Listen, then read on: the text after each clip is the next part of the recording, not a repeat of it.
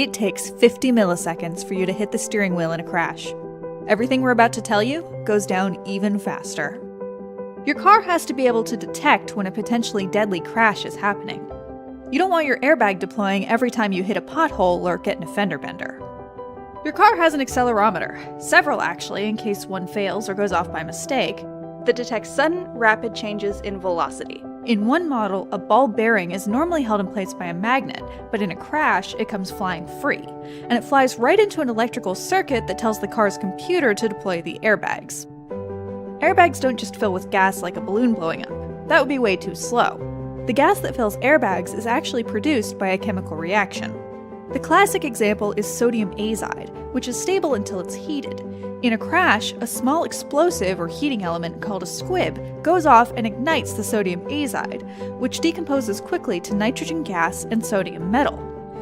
That sodium metal could react with water in the air to produce corrosive sodium hydroxide, so airbag manufacturers include some other compounds to react it into sodium oxide and alkaline silicate instead. By the way, the technology we described is a little old school. Nowadays, most frontal airbags are actually inflated with guanidine nitrate, but it works on the same principle as sodium azide.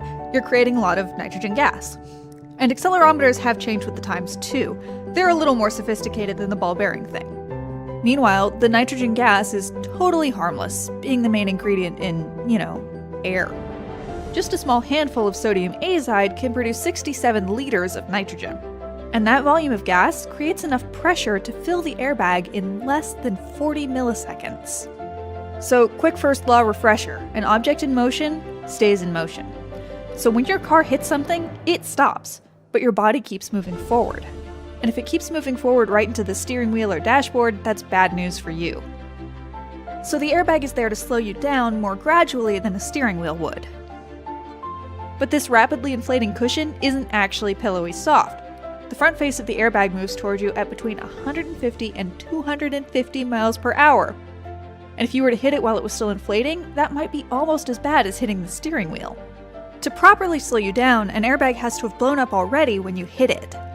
So that means the accelerometer detects the crash, the squib ignites the sodium azide, the nitrogen gas is produced, and in 50 milliseconds, it's already blown up in your face and started to wind down. Between 1987 and 2015, frontal airbags saved 44,806